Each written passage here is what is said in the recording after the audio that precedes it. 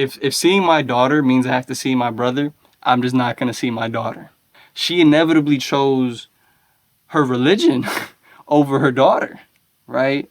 But it's not just about choosing your religion over your daughter necessarily. What's cracking, folks? My name is Daniel Carrero, and this segment is called Books You Should Read, but You Probably Won't, because you're stuck to your iPhone. Today's book is Parable of the Talents by Octavia Butler. This book was written, I believe, sometime in the 90s. However, this one takes place in the year 2030s. And the prequel to this one actually starts around this year, 2025, a little bit into 2024. And it is frighteningly accurate. The books are frighteningly accurate to our current reality, right? So starting with this one, I will do Parable of the Sower another time. If you guys want to have a bigger discussion, if you got questions you'd like me to answer, please leave them in the comments. If you guys like to see like an hour-long version of us getting into these books, please let us know. Drop it in the comments. But focusing on this book, Parable of the Talents, we meet Lauren Olamina as she's entering her mid-20s, her early 20s. She's on the cusp about to have her first daughter, well, her only daughter, she founds this community called Acorn, and she establishes this community under her own religion, her own faith, called Earthseed. It is a people-focused religion, rather than an external, supernaturally focused religion, right? Like Christianity. That's gonna matter in a second.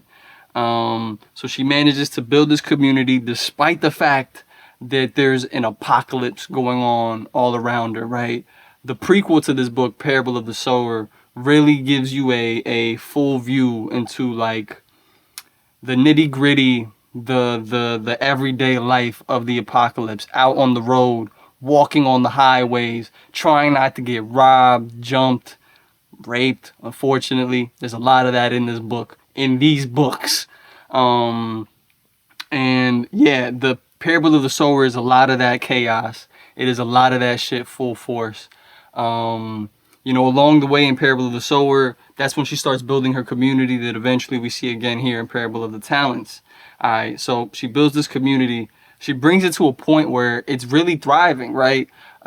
She manages to start a few businesses for her community. They're trading with other townships and settlements across this dystopian 21st century America.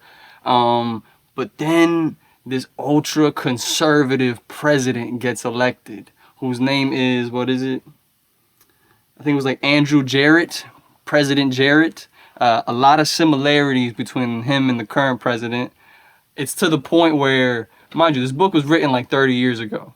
Word for word, you can find the words, "Make America Great Again," or something along those lines, like nearly verbatim in this book, right? 30 years before. And I don't think there was any re-editing or redrafting for this century. You know what I'm saying? It's startling how many similarities there are in this series to our modern reality, right? But back to the focus on this ultra-conservative President Jarrett. He basically runs his whole campaign on the back of this idea of Christian America. And the whole mission of Christian America is to make America as Christian as fuck. And that doesn't happen peacefully. Jesus would be very disappointed, not just in the characters of this book, but in the people going on right now today. All right, Jesus would not be happy with you, because they do not come with peace. They don't even come with a sword. They come with an AR-15 and grenades, bro. Inevitably, some of they call them Jarrett's Crusaders, right? A bunch of men in black robes with white crosses. Is given very KKK. They end up raiding Lauren's community and they destroy everything. They end up enslaving the men and the women and putting them through this re-education program, right? Because they're not Christians, anything that's not Christian is considered heathen. That means Islam is heathen. Buddhism is Hinduism. Any other religion that's not Christian is heathen. All right, and they're getting pushed into these re-education camps, and their children are getting separated from them. Lauren's child, who she named Larkin, but because her daughter inevitably goes through re-education programming, her name is changed to Ash, right? But Lauren's daughter, Larkin, ends up getting taken away from her. And a good portion of this book is actually told from Larkin's perspective, right? And it's not a positive one, all right? In Parable of the Sower, I think I really became enamored with Lauren's character, and I couldn't see her as valuable. And in Parable of the Talents, you start reading Larkin's perspective, and you're like, damn, yo, what did Lauren do that was so bad? At the end of it, though, I'm like, Lauren did nothing wrong. Okay, some of y'all may disagree with that. I don't think Lauren did anything wrong, all right? We could fight about that if you want, right? But going back to the re-education camp, Lauren's daughter gets taken away. Her husband, Ben Coley, unfortunately ends up getting murdered by the shot collars or something like that, right? So not only is this like slavery, all right, this is technologically advanced slavery, my friends. They put shock collars on people, straight up torture devices. One of the first glimpses of those torture devices we see in action is a young woman is trying to escape the prison that they're locked in. She kind of leaps out a window, and it doesn't seem to be a very high fall. But because she leaves the invisible fence, that shock collar is shocking. And unfortunately, while they're put into the slavery, there's a lot of sexual assault, a lot of rape. So if you got a weak stomach, move with caution in this book. Octavia Butler does a good job where her writing is not so graphic that it's like super visual, but for me, it was very visceral nonetheless. I had to take a few moments to walk away from this book because I was like, damn, this is a lot. All right. So Lauren inevitably ends up surviving this slave camp, this re-education camp. And the way they do it, it's actually kind of funny. So in the book, right, they have these set of trees that they actually use as grave sites for their dead. Her religion is very naturalistic, and it's very human focused. It's focused on the people and the earth the people sit on, right? So one of their rituals is actually to bury their dead and plant a tree. This grave site is sort of along a hill, and it's a sacred site. It's a sacred site. Remember that, because in America there have been a lot of sacred sites destroyed by Christian America. The irony of the whole situation is that so the Christian American people, one of the re-education things they have them do is essentially chop down and destroy that whole grave site, right? They make the people who made that sacred space destroy and desanctify it. Inevitably, though, because climate and geography is a thing, the trees were protecting the whole village from a potential landslide, all right? And the landslide hits, and you know who gets hit? It's the Christian Americans. Karma's a bitch. Right there and then, Lauren and her whole crew plot their escape. It's kind of like a murder spree. They get their get back on those freaking terrorists, and they all go their separate ways, right? And it sucks because like we really grow attached to this community. We really grow to see the value and the power of this community. Like, these people are surviving. They're not just surviving the apocalypse. They're thriving in the apocalypse, right? But then it's like Lauren put all her energy into this thing, and now it's gone. Her husband's dead, and now she still has these beliefs. She still has this religion. She still has all these writings that she's done, these verses, these poetry that explain like the dimensions and the elements of this religion. And she kind of sets forth from here on out to basically go find her daughter and to continue the message of Earthseed. All right. And it's beautiful. And I think that when Octavia Butler talks about this book being a book of solutions, one of the most important solutions we can take away is the idea of purpose, right? One thing I always ask myself, like as I read this, the whole series, is like, why don't these people just kind of like delete themselves? Like, this is horrible. This is a terrible way to live. But something keeps them going, and sometimes it's love, right? Love for one another, love for each other. Actually, I think it's all about love. A love for humanity, I think, first and foremost, and more importantly. Something we see Lauren do a lot, to the chagrin of many of her companions, is that she accepts new people. In a time when anybody next to you could be the person who robs you, leaves you for dead, she is so welcoming, and she is always building community, right? And so she manages to go for, or live on for like another 40 years, right? When we first meet Lauren in Parable of the Sower, she's like 15. And at the end of this book, she's 81. She lived her whole life through that apocalypse, bro, and she survived, right? What's that expression? Be wary of old people in professions where they often die young. And I think that's a lot of what happens in Parable of the Talents. Inevitably, she actually meets a few rich people, actually, surprisingly, who listen to her story and who listen to her beliefs and may end up really falling in love with it.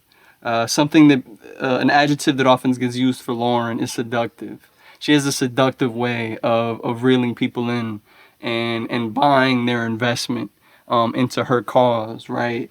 It's the charismatic leader, right? Can go either way. It's a fun trope. Inevitably, her rich benefactors end up helping her spread her book, Earthseed, Books of the Living, which is like her Bible. They end up spreading it all across America to a whole bunch of different universities and institutions and all this and that. And not for a second, really, does she necessarily stop looking for her daughter, right? And this part is really messed up, man. This part is really messed up. And I think there's a good question. There's a good few questions we can ask ourselves here. Lauren ends up finding that her daughter is alive and well, but unfortunately her brother, Mark, had known that her daughter was alive since she was a baby and never told her, right? And Lauren is so upset with her brother, understandably so. You've been hiding my child from me for freaking 30 years, all right? You could have told me my kid was alive. Like, that was one of the most important people in my life. That was all I had left of my partner, and you kept a secret from me, right? And she ends up never forgiving her brother for this, right? But here's the tricky thing, is that for her daughter, Larkin, or Ash, her uncle is the only family she has and the only family she knows. She doesn't know Lauren. She only knows Lauren as this sort of this prolific and fanatical religious leader in the United States, spreading this doctrine that is very opposed to what she believes, right? Because her daughter, again, was programmed by Christian America, right? And so her daughter ends up siding with her uncle, Mark, right? Lauren's brother, Mark. And it creates this rift because Lauren, now she kind of hates her brother. And she's at that point where it's like, if seeing my daughter means I have to see my brother, I'm just not going to see my daughter, right? And in the end, it's crazy, but like Lauren actually makes amends with that. And I feel like that's kind of like tough for a lot of people perhaps to swallow. She inevitably chose her religion over her daughter, right? But it's not just about choosing your religion over your daughter necessarily. For Lauren, her religion, Earthseed, was her entire purpose. It was her reason for living. Larkin was born out of a love she had for her husband, but like that's not what she lived for. You know what I'm saying? And I think that speaks to something like really powerful about the human spirit. One, we need purpose in order to survive. All right. You're not making it out of the apocalypse if you don't have a reason to live. All right. That comes up a lot in Man's Search for Meaning, Viktor Frankl, where he is a Holocaust survivor, right?